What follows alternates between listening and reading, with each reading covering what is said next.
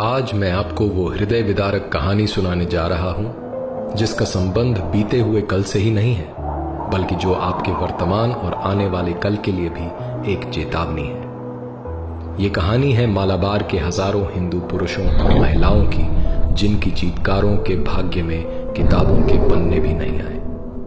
सन 1921 भारत में तुर्की के इस्लामी खलीफा के लिए कांग्रेस के समर्थन से मुसलमानों द्वारा चलाया जा रहा खिलाफत आंदोलन अपने चरम पर था। मुसलमान दुनिया भर में इस्लामिक सत्ता अर्थात खिलाफत स्थापित करने के सपने को साकार करने के लिए पूरी तरह तत्पर थे। जहां एक ओर खिलाफत सभाओं में काफिरों को खत्म करने के लिए जिहाद के नारे लग रहे थे, वहीं दूसरी ओर मोहनदास गांधी के नेतृत्व में कांग्रेस हिंदुओं से हिंदू मुस्लिम एकता के नारे लगवा रही थी।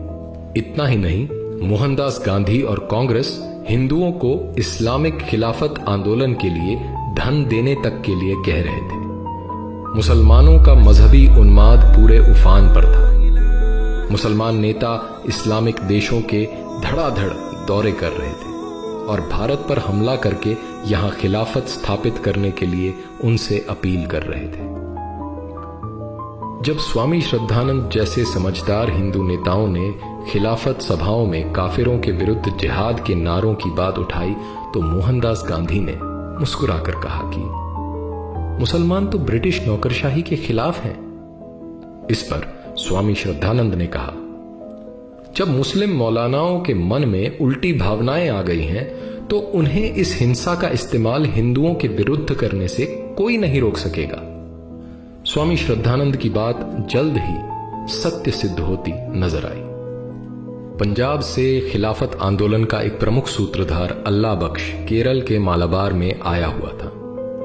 उसकी यात्रा में हिंदू मुसलमान एकता प्रदर्शन के लिए उसकी गाड़ी घोड़ों की जगह हिंदुओं से खिंचवाई गई और अल्लाहू अकबर के नारे लगवाए गए। अगस्त 1920 में गांधी ने केरल का दौरा कर वहां खिलाफत कमेटियां स्थापित कराई। केरल के हिंदुओं से खिलाफत आंदोलन के लिए जबरदस्त तरीके से धन भी इकट्ठा करवाया गया। मक्का से पढ़ाई करके आने वाले कट्टर और जिहादी मानसिकता वाले अली मुस्लियार और उसके साथी वरियन कुन्नत कुंजहम्मद हाजी, सीती कोया तंगल, चेम्ब्रासरी तंगल काफी पहले से मालाबार में इस्लामिक राज्य स्थापित करने की तैयारी कर रहे थे। इसके लिए उन्होंने प्रथम विश्व युद्ध में अंग्रेजों की ओर से लड़े हुए और प्रशिक्षित पूर्व मुसलमान सैनिकों और युवा मुसलमानों को इकट्ठा किया तथा खिलाफत स्थापित करने के लिए एक खिलाफत आर्मी बनाई। ये खिलाफत आर्मी यूनिफॉर्म और हथियार से लैस थी। ये सभी मुसलमान कुरान पर हाथ रखकर कसम खाते थे कि खिलाफत स्थापित करने के लिए वे अपने प्राण तक दे देंगे। रिपोर्ट्स के अनुसार इस इस्लामिक सेना में 60,000 तक सैनिक भर्ती थे। यह इस्लामिक सेना मालाबार के कई क्षेत्रों में सड़कों पर परेड तक करने लगी। 22 अगस्त 1921 को जमात मस्जिद मालाबार को इस्लामिक खिलाफत का क्षेत्र घोषित करके अली मुस्लियार को वहां का इस्लामिक राजा घोषित कर दिया गया। पूरे क्षेत्र को इस्लामिक शरिया क्षेत्र घोषित कर दिया गया। इमारतों पर तुर्की खलीफा के झंडे लगा दिए गए। एक विशेष प्रकार के छुरे, जिन्हें खिलाफत छुरा कहा गया, इनका बड़ी भारी संख्या में निर्माण कर मुसलमानों में बांटा गया। अब इस शरिया क्षेत्र में बारी आई हिंदू काफिरों की। काफिर हिंदुओं को इस्लाम और मृत्यु में से एक विकल्प चुनने को कहा गया। मुसलमानों द्वारा हिंदुओं पर भयानक अत्याचार शुरू हो गए।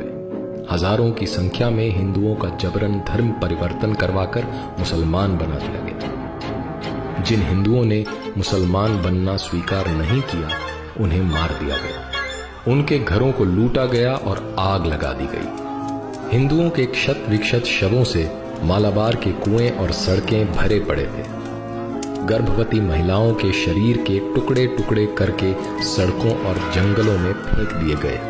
इनके गर्भ से निकले अजन्मे बच्चे जहां तहां पड़े थे। निर्दोष और असहाय हिंदू बच्चों को उनके माता पिता भाई बहनों के सामने तड़पा तड़पा कर मारा गया। युवकों को यातनाएं दी गई, कुछ को जिंदा जला दिया गया। हिंदू महिलाओं और युवतियों के साथ दुष्कर्म किए गए, उन्हें जबरन दासी बनाकर रखा गया। बेशर्मी और वहशीपन की सारी हदें पार की गई। देवालयों पर लहराते हुए हिंदू ध्वजों को उतारकर उनके स्थान पर इस्लामिक झंडे लगा दिए गए। मूर्तियों को खंडित कर दिया गया। मंदिर परिसरों में गायों को काटा गया।